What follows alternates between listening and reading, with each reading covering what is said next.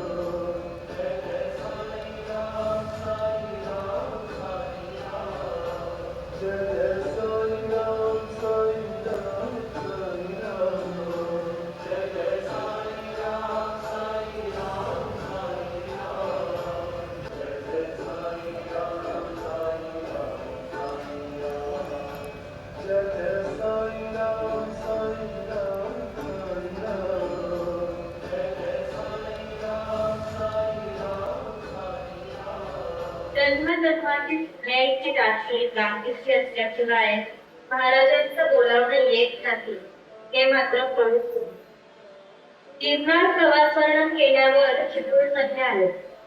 गुरुवारी महाराजांसमोर बॅग ठेवली आणि काय तो योग, मला रविवारी महाराजांचं अचानक परत बोलावणं आली. मनचंद्रा तो कटोतीने गंगा असं माझं. आमचे मंदारावले सर माझा पाठोपाठ लगेच परवा गिरनार परिक्रमा करायला जाणार, पण निर्बंध असल्यामुळे त्यांनी ते रद्द केलं. मग काय, मन शांत बसेल तर दत्त भक्त तो मला शुक्रवारी म्हणाले आपण अक्कलकोटला जाऊ.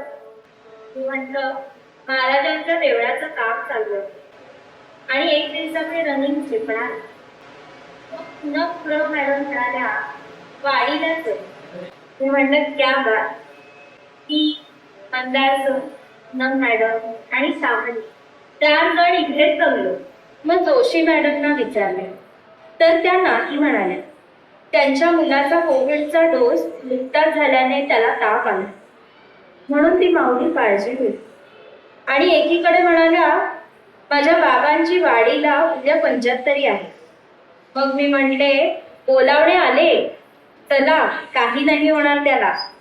त्या म्हणाल्या मी उद्या सांगते. शनिवारी सकाळी आम्ही वाडीच्याच माहोलमध्ये. जोशी मॅडम मला काळजीत दिलं. त्यांना विचारल्यावर म्हणाल्या काल बाबांची महाराजांसमोर पूजा होती आणि तिथेच ते पडले, उद्याला लागलं. मी म्हटले मग चलाच आपण त्यांना पाहून येऊ. लगवलं सकाळ गुरुजींनी गाडी दिली म्हणून आम्हाला रविवारी वाडीला जातात. रविवारचा दिवस उजाडला आणि आम्ही सर्वजण निघालो. पहिल्यांदा आम्ही सांगलीत जोशी मॅडमच्या घरी गेलो. मग मिरजला त्यांच्या वडिलांना हॉस्पिटलमध्ये पाहिले आणि मग महाराजांचं भिक्षापात्र जिथे आहे ते स्थान म्हणजे शिरोळ येथे गेलो. महाराजांचं अतिशय सुंदर, शांत आणि लाघवी असं ते रूप. दुपारच्या वेळी दर्शन कुलकर्णी गुरुजींनी घरी गेलेले असून सुद्धा परत येऊन आम्हाला दर्शन घेऊन. मग काय, अथांग कृष्णेचा तो मोहून टाकणारा परिसर आणि अंगाला गारठा देणारा तरीही न झोमणारा वारा आणि श्री औदुंबर वृक्षाच्या पानांच्या सळसळीतून श्री गुरुदेव दत्त अशी मोठ्याने घेतलेली गारद. आ हा हा हा. आम्ही 5 जण खरंच 7 जन्माची लाभली पुण्याई असंच एकमेकांकडे पाहत होते. महाराजांच्या पादुकांच्या फुलांचा प्रसाद आम्हाला मिळाला आणि 5 वर्ष श्री महाराजांच्या दर्शनाचा योग नसणाऱ्या मला 30 जानेवारी 2021 पासून ते 10 जानेवारी 2022 पर्यंत महाराजांनी अक्कलकोट, पंढरपूर, गिरनार यात्रेने सेवट करून नवीन वर्षात वाढीत आणले.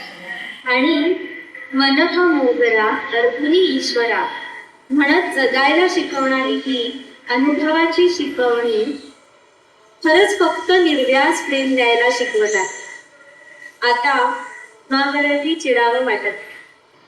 कधीतरी आवाज अजूनही वाढतो, पण भविष्यात कदाचित तेही कमी होईल. कोणतीही गोष्ट प्रबळ इच्छाशक्ती आणि ईश्वराचे अधिष्ठान असेल तर योग वियोगाच्या क्रिया सृष्टीतून लीलया पार पडल्या जातात आणि ती पूर्ण होते. या यात्रेनं मला काय दिलं तर मानवी मनाचा संघर्ष हा प्रपंचाच्या उंबरठ्यापर्यंत सीमित असतो. त्या उंबरठ्यातून मोक्ष रूप साध्य करण्यासाठी साधनेचा पाय बाहेर पडला की विश्वात्मक देवाची लीला सुरू होते. आता घडली तशीच सेवा महाराज करून घेत राहिले, हीच त्याच्या चरणी प्रार्थना.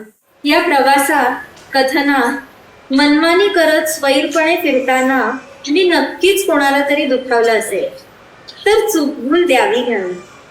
काही चूक असेल तर ती माझी, अतिशयोक्ती वाटली तर ती कवी मनाची आणि खरंच जे आवडेल ते श्री महाराजांचे. श्री गुरुदेव दत्त.